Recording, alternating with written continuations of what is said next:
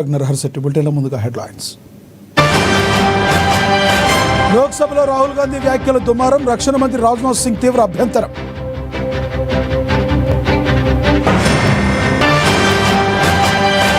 Municipal ఎన్నికలపై Congress special focus. PSC సమావేశంలో నేతలకు సీఎం రేవంత్ రెడ్డి దిశానిర్దేశం. ఫోన్ ట్యాపింగ్ కేసులో సిట్ పిలిస్తే విచారణకు వెళతా, చట్టానికి ఎవరూ అతిథులు కాదని జాగృతి అధ్యక్షురాలు కవిత స్పష్టం. జోగి రమేష్ పై వ్యాఖ్యలపై వరుసగా కేసులు నమోదు. ఏ సమయానికైనా అరెస్టు చేసే chance.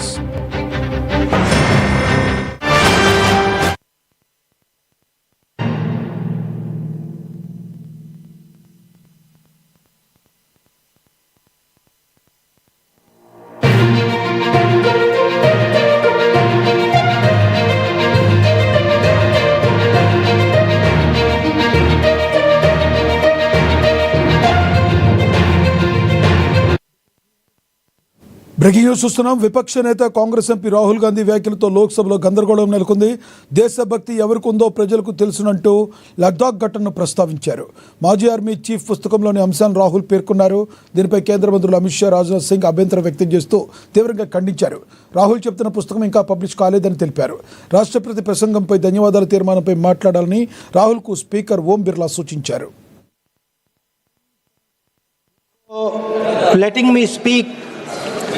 On the president's address, a young colleague over there made an allegation against the Congress party. I was not going to raise this issue, but because he has raised the issue about our patriotism, our understanding of Indian culture, I'd like to start by reading something.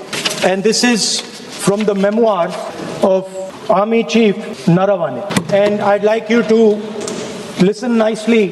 You will understand exactly who is patriotic, who is not. It'll take a little while. So this is about when 4 Chinese tanks were entering Indian territory. They were taking a ridge in Doklam, and the army chief writes, and I quote from an article that is quoting his book: "The tanks were within a few hundred meters of Indian positions on the Kailash range." No sir, no sir, no sir. No, only started. No, he is not yielding. He is not yielding. Sir, this is not. He is not yielding. LRP is not yielding. He is on the foot. Defense minister cannot involve. How about it? He is only starting. क्या वह पुस्तक प्रकाशित हुई है जिसमें यह सब सारी बातें उन्होंने लिखी हैं? यदि प्रकाशित हुई है तब तो आप उसका उल्लेख करिए. नहीं प्रकाशित हुई है तो उल्लेख करने का कोई औचित्य नहीं है. अध्यक्ष महोदय,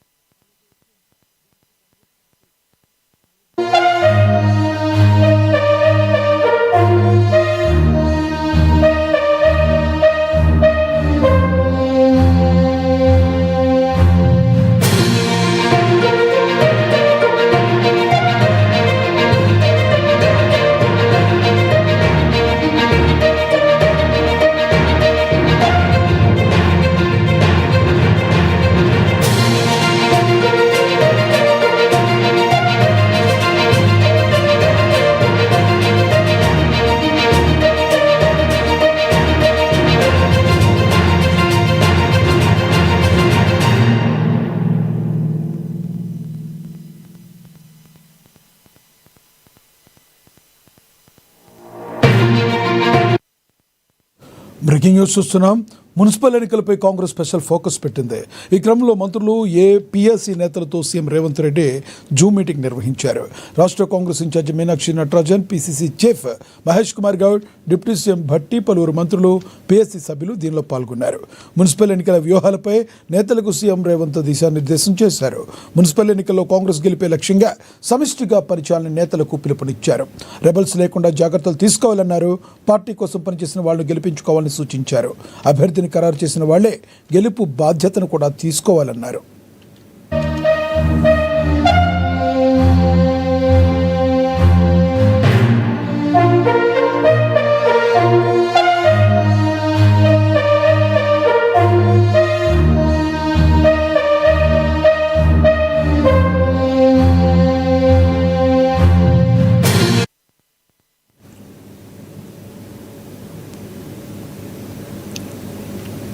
మున్సిపల్ ఎన్నికలపై కాంగ్రెస్ స్పెషల్ ఫోకస్ పెట్టింది. ఈ క్రమంలో మంత్రులు, పీఎస్సీ నేతలతో సీఎం రేవంత్ జూమ్ మీటింగ్ నిర్వహించారు. రాష్ట్ర Congress incharge Meenakshi Natarajan, PCC chief Mahesh Kumar Goud, deputy CM Bhatti, పలువురు మంత్రులు, పీఎస్సీ సభ్యులు పాల్గొన్నారు. మున్సిపల్ ఎన్నికల వ్యూహాలపై నేతలకు సీఎం రేవంత్ దిశానిర్దేశం చేశారు. మున్సిపల్ ఎన్నికల్లో కాంగ్రెస్ గెలిపే లక్ష్యంగా సమిష్టిగా పనిచేయాలని నేతలకు సూచించారు. రెబల్స్ లేకుండా జాగ్రత్తలు తీసుకోవాలన్నారు. పార్టీ కోసం పనిచేసిన వాళ్లను గెలిపించుకోవాలని సూచించారు. అభ్యర్థిని ఖరారు చేసిన వాళ్లే గెలుపు బాధ్యత తీసుకోవాలన్నారు.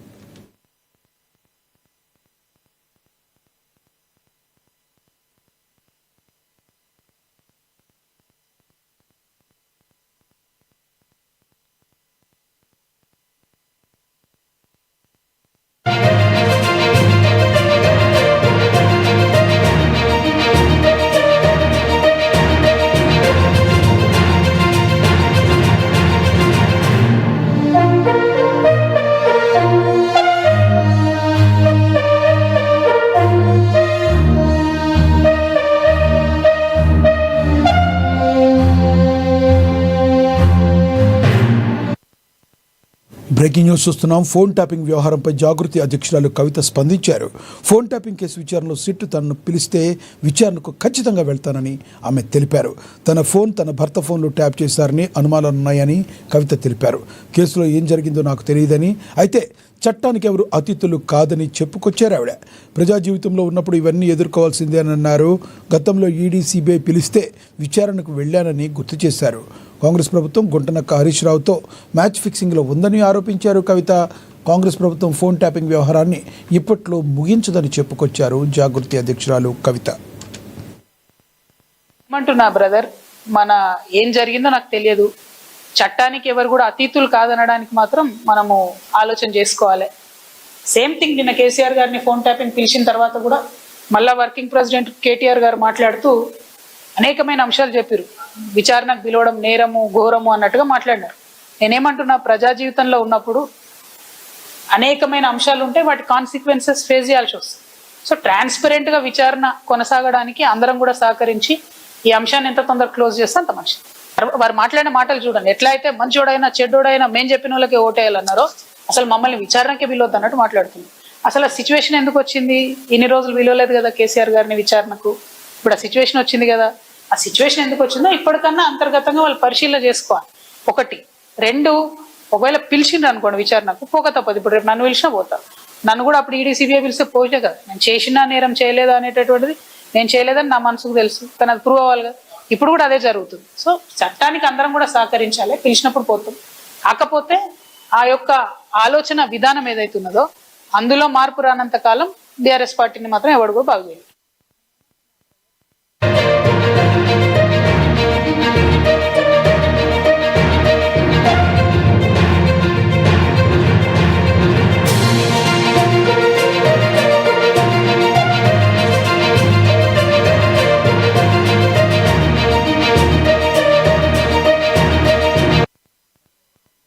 బ్రేకింగ్ న్యూస్ చూస్తున్నాం. మాజీ మంత్రి వైసీపీ నేత జోగి రమేష్పై కేసులు నమోదవుతున్నాయి.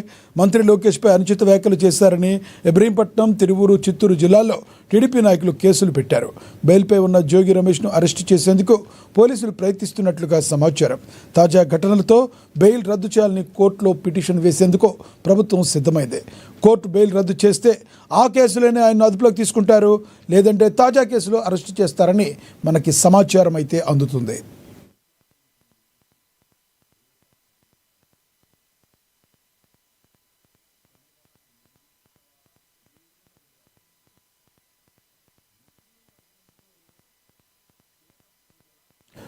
వనపర్తి మున్సిపల్ ఎన్నికల నగారం మోగడంతో పట్టణంలో రాజకీయ వేడి రాసుకుంది. మున్సిపల్ ఎన్నికల నేపథ్యంలో ఎమ్మెల్యే తూడి మేఘారెడ్డి 13వ వార్డులో విస్తృతంగా పర్యటించారు. మార్నింగ్ వాక్ చేస్తూ వార్డులోని ప్రతి గల్లీని సందర్శించిన ఎమ్మెల్యేకు స్థానిక మహిళలు మంగళహారతులతో డప్పు వాయిద్యాల నడుమ ఘనంగా స్వాగతం పలికారు. కాంగ్రెస్ పార్టీ అధికారంలోకి వచ్చాక అభివృద్ధి పరుగులు పెడుతుందన్నారు. పట్టణంలో రోడ్లు, డ్రైనేజీ, త్రాగునీటి వంటి మౌలిక సదుపాయాలను మెరుగుపరిచామని ఆయన వివరించారు. 13వ వార్డు కాంగ్రెస్ అభ్యర్థి పరశురామ్ను అఖండ మెజారిటీతో గెలిపించాలని కోరారు. మా కాంగ్రెస్ అభ్యర్థిగా పరశురాం గారు పోటీ చేస్తున్నారు. దానితో పాటు మా మాజీ మున్సిపల్ చైర్మన్ మహేష్ గారు, మా కాంగ్రెస్ నాయకులందరూ, డాక్టర్ శ్రీనివాస్ గారు, ఇంకా మేమందరం గల్లి ఢిల్లీ తిరుగుతున్నాం. దానిలో భాగంగానే ఈ వనపర్తి ప్రజలు, 13వ వార్డు ప్రజలు అందరూ కాంగ్రెస్ పార్టీని ఆశీర్వదించడానికి, దీవించడానికి రెడీగా ఉన్నారు. ఎందుకంటే వనపర్తి పట్టణంలో అంతకుముందున్న ప్రభుత్వం, టీఆర్ఎస్ ప్రభుత్వం, అంతకుముందు అభివృద్ధి పేరు మీద ధ్వంసం చేసి 4 చెరువు కట్టలు, collectorate, SP office, main road మీద ఒక డివైడర్ కట్టి అదే డెవలప్మెంట్ అనుకున్నారు. అది కాదు డెవలప్మెంట్, గల్లీ నుంచి స్టార్ట్ కావాలి. ఇందిరమ్మ రాజ్యం, రేవంత్ రెడ్డి గారి సర్కారు, కాంగ్రెస్ పార్టీ ప్రజాప్రభుత్వంలో గల్లీలో ఎలక్ట్రికల్ సమస్యలు ఏమున్నాయి, వాటర్ సమస్యలు ఏమున్నాయి, సీసీ రోడ్లు ఏమున్నాయి, డ్రైన్లు ఏమున్నాయి. దాదాపు ఇప్పటికి మేము 50 కోట్లతో 2 ఏళ్ళలో చేసినాం. మళ్ళీ ఒక 234 కోట్లతో ప్రపోజల్ పంపించినాం. గౌరవ ముఖ్యమంత్రి గారి దగ్గర ఉన్నాయి. ఈ 3 ఏళ్లలో వనపర్తి మున్సిపాలిటీని ఆదర్శంగా, మోడల్గా తీర్చిదిద్దే బాధ్యత మేము తీసుకున్నాం. అది ప్రజలకు చెప్తున్నాం. వాళ్ళకి చాలా చిరకాల సమస్యలు, రేషన్ కార్డు కానీ, సన్న బియ్యం కానీ వాళ్ళందరికీ అరేంజ్ చేస్తున్నాం. దాంతోపాటు 200 యూనిట్ల వరకు జీరో బిల్ ఇచ్చున్నాం. ఇట్లా వాళ్ళకి కావాల్సిన, వనపర్తి ప్రజలకు కావాల్సిన అన్నీ చేసినాం. అన్నిటికంటే ముఖ్యంగా వనపర్తి ప్రజలు ప్రశాంతంగా ఎవరి పని వాళ్ళు చేసుకుని, ఎవరి వ్యాపారం వాళ్ళు చేసుకుంటున్నారు. అంతకుముందు అంత ధ్వంసం చేసింది అభివృద్ధి పేరు మీద. ఇప్పుడు చాలా బాగా నడుస్తుంది. ఈ మధ్యలో ఇంకొక ముఖ్య విషయం, మొన్న మాజీ మంత్రి విజేందర్ రెడ్డి గారు 1-2 వ్యాఖ్యలు చేస్తున్నాడు వనపర్తి జిల్లాకు సంబంధించి. వనపర్తి జిల్లాను తెలంగాణ రాష్ట్రం మా సీఎం గారు పొంగులేటి గారు చెప్పింది జిల్లాల పునర్వ్యవస్థీకరణకు, జిల్లాల రద్దుకు తెలియని సన్యాసులు కొంతమంది నోటికి వచ్చినట్టు మాట్లాడుతున్నారు. ఆ వనపర్తికి సంబంధించి లేదా వేరే జిల్లాలకు సంబంధించి ఎగ్జాంపుల్ వనపర్తి నియోజకవర్గం ఉంది. అడ్డాకల్ మండలం 4 ఊట్లు తీసుకెళ్ళి మారినారు. మూసాపేట మండలం ఒక విలేజ్ తీసుకెళ్ళి మారినారు. అక్కడ ఇంకా అట్లా ఎగ్జాంపుల్ చెప్పాలంటే కొడంగల్ మా ముఖ్యమంత్రి గారు 3 కలెక్టర్లకు మాట్లాడారు. రామ్నగర్లో జరిగినటువంటి అభివృద్ధి అయితే ఉందో మరి అంతకన్నా ఎక్కువ కూడా చేయడానికి మా ప్రభుత్వం ఉన్నది. మరి గౌరవ ఎమ్మెల్యే గారు మరి అధిక నిధుల ద్వారా మరి ఒక వనపర్తిని, ముఖాభివృద్ధిని మార్చాలనే ఒక సంకల్పించుకున్నాడు. దీనికి కారణం ఏంటంటే గౌరవ ముఖ్యమంత్రి గారు మరి ఇక్కడనే చదువుకోవడం జరిగింది కాబట్టి ఆయన కొడంగల్ తర్వాత వనపర్తిని అంత అభివృద్ధి చేయాలనేది ఒక సంకల్పం ఉంది. దానికి తోడు ఎమ్మెల్యే గారు అనునిత్యం మరి ముఖ్యమంత్రి గారితో వెళ్ళి వనపర్తి అభివృద్ధి కోసం నిరంతరం మరి ఆయన ఒక ప్రతిపాదనలు తీసుకుపోవడం జరుగుతుంది. కాబట్టి దాంట్లో భాగంగా 13వ వార్డును కూడా మరి ఏదైతే ప్రజలు ఆశించినో అంతకన్నా ఎక్కువ నేను అభివృద్ధి చేసి చూపిస్తానని చెప్పేసి కూడా ఈ సందర్భంగా తెలియజేస్తా ఉన్నాను. ప్రతిరోజు కూడా వార్డులో పర్యటన చేస్తూ వాళ్ళకి కావాల్సినటువంటి ఏదైనా మరి దగ్గర నుండి చూసుకుంటా అని చెప్పేసి కూడా ఈ సందర్భంగా నేను తెలియజేస్తాను. నా పైన నమ్మకం ఉంచి ఈ యొక్క 13వ వార్డు ప్రజలు నన్ను గెలిపించినట్లయితే నేను ప్రతిరోజు ఏమున్నా నేను దగ్గర నుండి చూసుకుంటా అని చెప్పేసి కూడా ఈ సందర్భంగా తెలియజేస్తూ సేవిస్తున్నాను. హుజూరాబాద్ ఎమ్మెల్యే పాడి కౌశిక్ రెడ్డికి కొత్త చిక్కులు వచ్చి పడ్డాయి. కరీంనగర్ పోలీస్ కమిషనర్ను మతం పేరుతో దూషించారనే ఆరోపణలపై ఆయనపై రాష్ట్ర మానవ హక్కుల కమిషన్లో ఫిర్యాదు నమోదైంది. రాష్ట్ర minority residential schools vice chairman Faheem Qureshi ఈ ఫిర్యాదును అందజేశారు.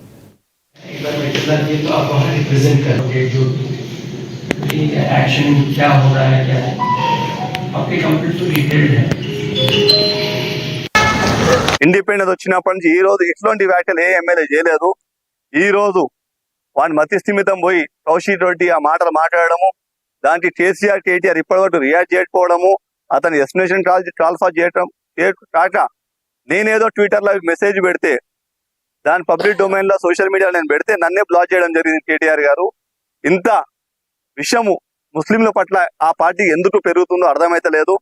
దానికి కారణం నాకు అనిపించేది ఏంటంటే ఈ రేవంత్ రెడ్డి గారి ప్రభుత్వంలో ఏదైతే ముస్లింలకి మంచి ఏదైతే స్కీమ్స్ చేస్తున్నారో, ఎలా అయితే సర్పంచ్ ఎలక్షన్ లో ముస్లింస్ మమ్మల్ని పార్టీని ఆదరించారో ఆ కోపంతోనే, ఆ ద్వేషంతోనే ఈ రోజు ముస్లింల పట్ల ఆ పార్టీ వైఖరి తెలిసిపోతుంది.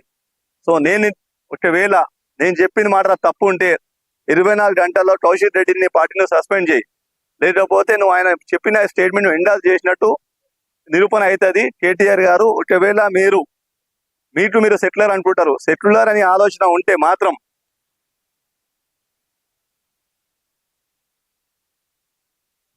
వికారాబాద్ జిల్లా పరిగి మున్సిపల్ ఎన్నికల బరిలో బీజేపీ తన దూకుడు ప్రదర్శిస్తుంది. మొత్తంగా 18 వార్డులకు గాను 16 వార్డుల్లో బీజేపీ అభ్యర్థులు పోటీలో ఉన్నట్లు మున్సిపల్ ఇన్ఛార్జ్ ఎగ్గే నరసింహులు వెల్లడించారు. ప్రతి వార్డులోనూ బీజేపీ జెండా ఎగరేస్తామని ఆయన ధీమా వ్యక్తం చేశారు. అనంతరం 18 వార్డు చైర్మన్ అభ్యర్థి ముకుంద జ్యోత్స్నతో కలిసి ఎన్నికల ప్రచారంలో పాల్గొన్నారు. రానున్న ఎన్నికల్లో ప్రజలు మార్పు కోరుకుంటున్నారని ఆయన పేర్కొన్నారు.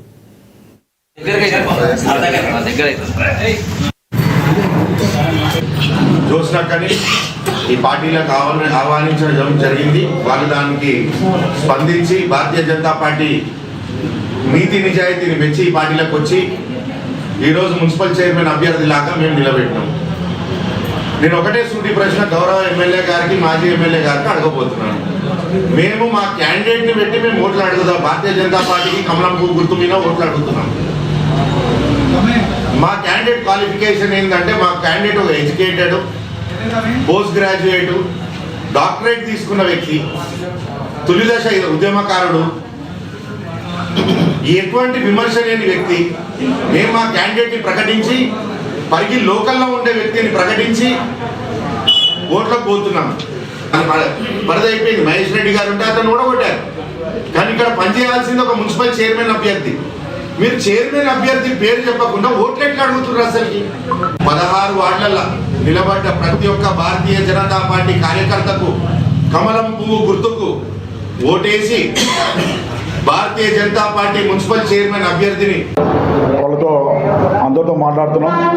మరి గతంలో కన్నా భారతీయ జనతా పార్టీ ఈసారి పోటీ ఎక్కువ ఉంది. మరి ప్రతి వార్డు నుంచి 3-4 పోటీగా ఉన్నారు. మరి చాలా సంతోషం. మరి ఈ పరిగిలో గెలవడానికి ఎక్కువ అవకాశాలు భారతీయ జనతా పార్టీకే ఉన్నాయి. ఎందుకంటే ఏ పార్టీ అయినా, కాంగ్రెస్ అయినా టీఆర్ఎస్ పార్టీ అయినా మరి అంటుంటారు కాంగ్రెస్ వాళ్ళేమో ముస్లింలు అండ్ కాంగ్రెస్ పార్టీ ఒకటే అని. కానీ ఇది భారతీయ జనతా పార్టీ అట్లా కాదు, అందరు కావాలి. మరి హిందువుల జెండానే మా Bharatiya Janata party. TRS party కూడా మరి ముస్లింలకు వేయడానికే ఎక్కువ శ్రద్ధ చెప్తుంది తప్ప మరి ఎవరికి హిందువులకు వేయడానికి ఇష్టపడతలేదు. అందరూ కూడా ముస్లింలకు వేయడానికే 2 పార్టీలు పోటీ పడుతున్నాయి. కానీ మేము అట్లా కాదు, భారతీయ జనతా పార్టీ మేము హిందువుల జెండా, హిందువుల కొరకే మేము పార్టీ పనిచేస్తాం. మరి ప్రతి ఒక్క హిందువు కూడా భారతీయ జనతా పార్టీ పరిగణలో గుర్తుంచుకోవాలి. ఎందుకంటే ఈ భారతీయ జనతా పార్టీ దేశ ప్రధానమంత్రి నరేంద్ర మోడీ గారి యొక్క మనము ప్రధానమంత్రి యొక్క సేవలో ఈరోజు చూస్తున్నారు. దేశం ఎంత అభివృద్ధి చెందుతుందో మీరందరూ గమనించాలి. మరి భారతీయ జనతా పార్టీ గెలిపిస్తే కేంద్రం యొక్క ఫండ్స్ ఎక్కువ వస్తాయి, మున్సిపాలిటీ అభివృద్ధి చెందుతుంది. మరి కొత్తగా జాయిన్ అయ్యిండు నాగేశ్వరరావు గారు కూడా, ముకుంద నాగేశ్వరరావు కూడా మరి ఆయన ఈ మా యొక్క పార్టీ చైర్మన్ అభ్యర్థులు ఆయన డిక్లేర్ చేశారు. అదేవిధంగా భారతీయ జనతా పార్టీ ఎక్కువ గెలిచే అవకాశం చాలా జోరుగా ఉన్నాం. ఖచ్చితంగా బాల కార్మిక వ్యవస్థ నిర్మూలన లక్ష్యంగా కామారెడ్డి జిల్లాలో చేపట్టిన ఆపరేషన్ స్మైల్ 12 విజయవంతమైంది. గడిచిన 4 రోజులుగా జిల్లాలోని వివిధ పరిశ్రమలు, హోటళ్లు, ఇటుక బట్టీలు, మెకానిక్ షాపుల్లో పోలీసులు విస్తృత తనిఖీలు చేపట్టారు. ఈ తనిఖీల్లో మొత్తం 50 మంది చిన్నారులను గుర్తించి సంరక్షణ కేంద్రాలకు తరలించినట్లుగా ఎస్పీ రాజేష్ చంద్ర తెలిపారు. పట్టుబడిన వారిలో 46 మంది బాలురు, 4 బాలికలు ఉన్నారన్నారు. నిబంధనలకు విరుద్ధంగా చిన్నారులను పనిలో పెట్టుకున్న 21 మందిని యజమానులపై కఠినంగా కేసులు నమోదు చేసినట్లుగా ఆయన స్పష్టం చేశారు.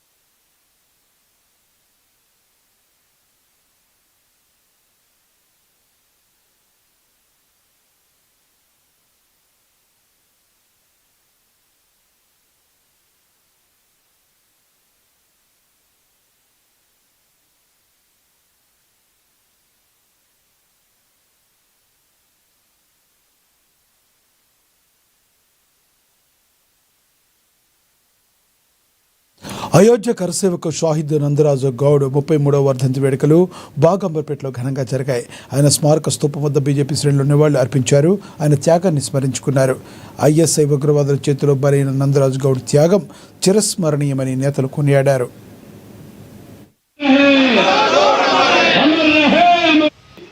33 ఏళ్ల క్రితం మా తండ్రి గారు అతి కిరాతకంగా ఇక్కడ ముష్కరుల చేతుల తమ ప్రాణాలను కోల్పోవడం జరిగింది. ఆనాడు నేను 1 సంవత్సరం 1 నెల ఉన్న పిల్లవాడిని. నందరాజు గారు ఒక అగ్ర కుటుంబంలోనో ఒక ధనవంతుల కుటుంబంలోనో పుట్టలేవు. వారు కూడా అతి చిన్న వయసులో వారి తండ్రిని కోల్పోవడం జరిగింది. బ్రాండీ షాపుల్లో కార్మికుడుగా, రిపబ్లిక్ ఫోర్స్ అనే కంపెనీలో ఒక కార్మికుడుగా పనిచేస్తూ జనతా పార్టీ డాక్టర్ శ్యామ్ ప్రసాద్ ముఖర్జీ గారి, పండిత్ దీన్ దయాళ్ గారి నాయకత్వాన్ని, వారి సిద్ధాంతాలని గౌరవించి తన సిద్ధాంతాలుగా మలుచుకొని జనతా పార్టీ దిక్కు గారు ఆకర్షితులయ్యారు. ఈ అంబర్పేట్ ప్రాంతంలో నా వంతు నేను కృషి చేయాలని చెప్పి వారు ఆ రోజు భావించి మరి ముందుకు సాగారు. నాచారంలోని సుప్రభాత్ మోడల్ స్కూల్ వార్షికోత్సవ వేడుకలు అత్యంత వైభవంగా జరిగాయి. ఈ వేడుకలకు హైకోర్టు జడ్జి జస్టిస్ మాధవీదేవి ముఖ్య అతిథిగా విచ్చేశారు. జ్యోతి ప్రజ్వలనతో కార్యక్రమాన్ని ప్రారంభించారు. విద్యార్థులు కేవలం పుస్తక జ్ఞానానికి పరిమితం కాకుండా అన్ని రంగాల్లో నైపుణ్యం పొందాలనుకోవాలని సూచించారు. పిల్లల బంగారు భవిష్యత్తుకు బాటలు వేయడంలో పాఠశాల యాజమాన్యం చూపుతున్న కృషిని ఆమె సందర్భంగా ప్రత్యేకంగా అభినందించారు. ఈ కార్యక్రమంలో భాగంగా విద్యార్థులు ప్రదర్శించిన సాంస్కృతిక ప్రదర్శనలు ఆహుతులను ఆకట్టుకున్నాయి. గత విద్యా సంవత్సరంలో విద్యతో పాటుగా క్రీడలు, ఇతర పోటీల్లో ప్రతిభ కనపరిచిన విద్యార్థులకు జస్టిస్ మాధవీదేవి చేతుల మీదుగా ప్రశంసా పత్రాలు, బహుమతులను అందజేశారు. విద్యార్థుల సర్వతోముఖాభివృద్ధికి చదువుతో పాటుగా ఇలాంటి సాంస్కృతిక కార్యక్రమాలు ఎంతగానో దోహదపడతాయని పాఠశాల నిర్వాహకులు తెలిపారు.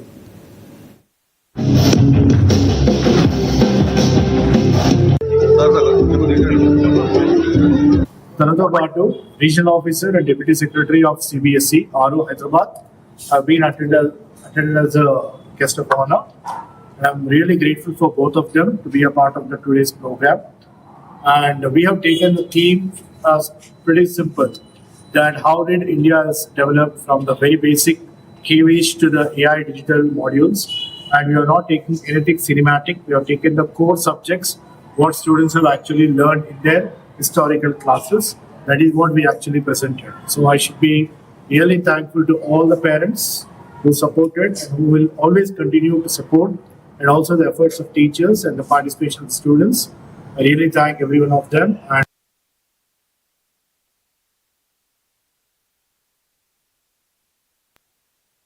అన్నమయ్య జిల్లా రాయచోట్లో మంత్రి మండపల్లి రాంప్రసాద్ రెడ్డి ముఖ్యమంత్రి సహాయ నిధి చెక్కులను పంపిణీ చేశారు. మొత్తంగా 190 మంది లబ్ధిదారులకు 2.13 కోట్ల విలువైన చెక్కులను ఆయన అందించారు. పేదల ఆరోగ్యమే కూటమి ప్రభుత్వ ప్రాధాన్యతని ఆయన స్పష్టం చేశారు.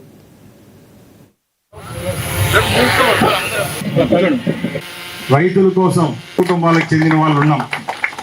గత ప్రభుత్వంలో రైతు అప్లికేషన్ పెట్టుకుంటాడో అలాంటి వారిని ఆఫీసుల చుట్టూ తిప్పకుండా న్యాయం చేయాలని ఒక సంకల్పంతో మనం 20 నెలలు పనిచేయడం జరిగింది. దానిలో భాగంగా మన రాయచోటి ఈగా పనిచేసిన యుగంధర్ గారి పాత్ర చాలా ఉంది. రైతులందరి తరపున, మన కార్యకర్తల తరపున అందరూ ఏ సమస్య ఉన్నా కూడా వేసేస్తే డబ్బులు రావు. పై నుంచి కూడా ఖచ్చితంగా ఏ పనైనా చేయాలనుకున్నప్పుడు దీనికి ఒక 5-6 మంది శ్రమ ఖచ్చితంగా ఇక్కడ ఆఫీస్ కార్డు ఇచ్చినప్పుడు ఖచ్చితంగా దాంట్లో ఈ పేపర్ ఉందా లేదా, ఆధార్ కార్డు ఉందా లేదా, అడ్రస్ ఉందా లేదా, రైతుల కోసం. కాపు ఉద్యమ నేత ముద్రగడ పద్మనాభరెడ్డి ముఖ్యమంత్రి చంద్రబాబు నాయుడుకు ఘాటైన లేఖ రాశారు. తిరుమల లడ్డు కల్తీ వ్యవహారం అబద్ధమని తేలిపోయిందని చెప్పుకొచ్చారు. కాపు కులాన్ని టార్గెట్ చేయడం మానుకోవాలని హెచ్చరించారు ముద్రగడ పద్మనాభరెడ్డి.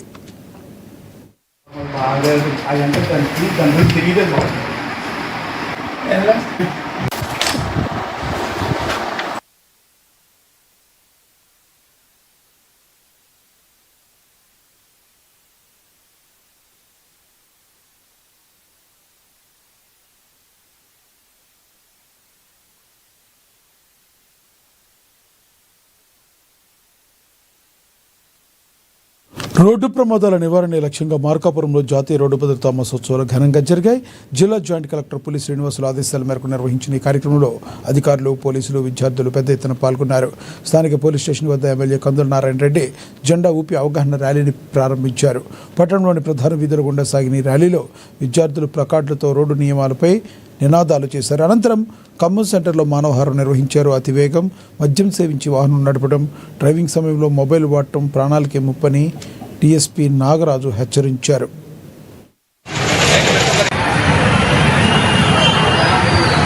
ఈ సహకారంతో ఈరోజు రోడ్డు అవగాహన ర్యాలీ అంటే రోడ్డు భద్రత గురించి ఒక ర్యాలీ అనేది ఈరోజు కండక్ట్ చేయడం జరిగింది.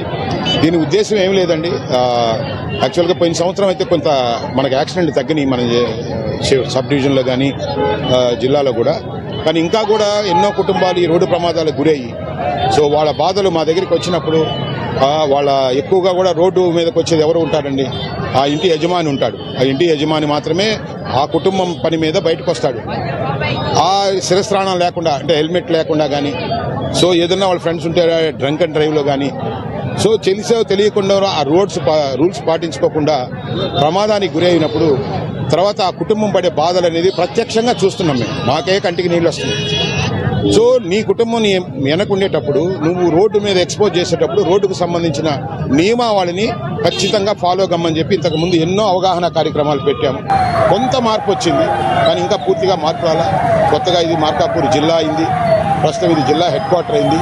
సో అప్పటికి కూడా మేము కొంత ఈ రోడ్డు ట్రాఫిక్ని నియమాన్ని ఈరోజు సుమారు ప్రయత్నం చేస్తున్నాం. కొన్ని అందరినీ రెవెన్యూ డిపార్ట్మెంట్ అందరి సహకారంతో, పొలిటికల్ సహకారంతో కూడా అట్లాగే పోలీస్ డిపార్ట్మెంట్ అందరి కలిసి ట్రాఫిక్ సిగ్నల్స్ వాటిని కూడా నిర్దేశంలో సహకారంతో ఈరోజు ఏది ఏమైనా వన్ వే కానీ డ్రంక్ అండ్ డ్రైవ్ కానీ సీట్ బెల్ట్ పెట్టుకోవడం కానీ కంపల్సరీగా హెల్మెట్ అనేది ధరించిన సంవత్సరం అయితే కొంచెం ఎన్నోసార్లు అవగాహన చేసే తగ్గినాయి. మన బండి కింద పడ్డా కానీ బాధలు మా దగ్గరికి వచ్చిన మధ్యలో ఉండే డివైడర్ వచ్చేది ఎవరు పరిస్థితులు ఉన్నాయి. అలాంటి కేసులు మన మార్కాపురంలో జరిగే యజమాని మీకు కూడా సహకారంతో